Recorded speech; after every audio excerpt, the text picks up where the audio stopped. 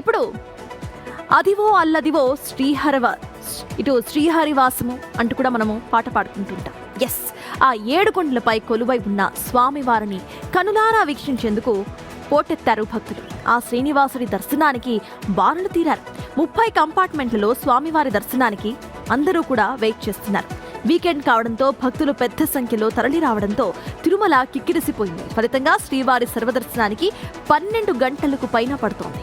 నిన్న 78,000 మందికి పైగా భక్తులు స్వామివారిని దర్శించుకున్నారు. ఈ రద్దీ 2 రోజుల పాటు కొనసాగే అవకాశం కనిపిస్తోంది.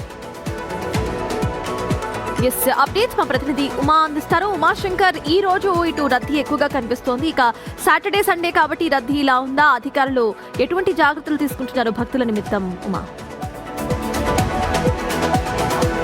సర్తాజ్, అంటే వీకెండ్సే కాదు, గడిచినటువంటి ఒక నెల రోజుల నుంచి కూడా చూస్తున్నాం అధిక సంఖ్యలో తిరుమలకు భక్తులు వస్తున్నారు. అనూహ్యంగా దాదాపు 70 నుంచి 80,000 లక్షల మంది దాటినటువంటి సందర్భాలు కూడా కనిపిస్తున్నాయి. కాకపోతే ఇవాళ శనివారం కాకపోవడంతోనే పూర్తిగా అటు తిరుమలకి రద్దీ ఏ రకంగా ఉందో మనం చూడొచ్చు.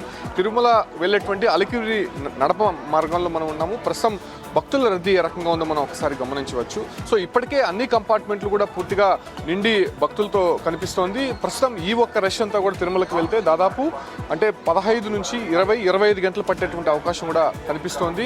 గత వారం రోజుల నుంచి కూడా ఈ ఎఫెక్ట్ అనేది మరింత ఎక్కువ కనిపిస్తోంది. ఎందుకంటే ఇప్పుడు హాలిడేస్ కూడా లేవు, అన్నీ కూడా పూర్తి అయిపోయాయి. కాకపోతే ఎప్పుడు తిరుమలకి రద్దీ పెరుగుతుందో అసలు టీటీడీ కూడా కొంత ఎక్స్పెక్ట్ చేయలేనటువంటి సిచ్యువేషన్ అయితే కనిపిస్తుంది. బట్ ముఖ్యంగా అటు సర్వదర్శనానికి ఎక్కువ మంది వస్తున్నారు, అంటే ప్లానింగ్ లేకుండా ఎక్కువ మంది వస్తున్నారు కాబట్టి సో ఆ రకమైనటువంటి రద్దీని ఊహించడానికి టీటీడీ కూడా కొంత ఎక్స్పెక్టేషన్స్ తప్పుతుంది. ప్రస్తుతం అలిపిరి నడక మార్గంలో మనం చూడొచ్చు.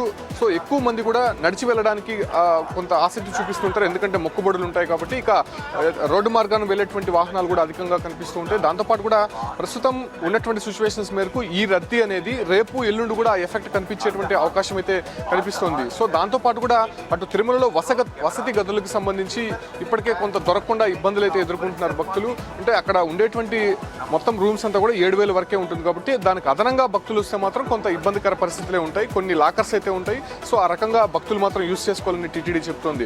బట్ ఇప్పుడు వెళ్ళేటువంటి వీరికి మాత్రము 20 నుంచి 25 గంటల సమయం పట్టే అవకాశం అయితే స్పష్టంగా కనిపిస్తుంది. అటు ఎస్ఎస్డి టోకన్స్ కావచ్చు, అంటే స్పెషల్ ఎంట్రీకి సంబంధించి కూడా కొంత వెసులుబాటు ఉన్నప్పటికీ కూడా సర్వదర్శనానికి మాత్రం ఖచ్చితంగా 25 గంటల సమయం పట్టే అవకాశం ఉన్నట్టు ఇప్పటికే టీటీడీ స్పష్టం చేసింది.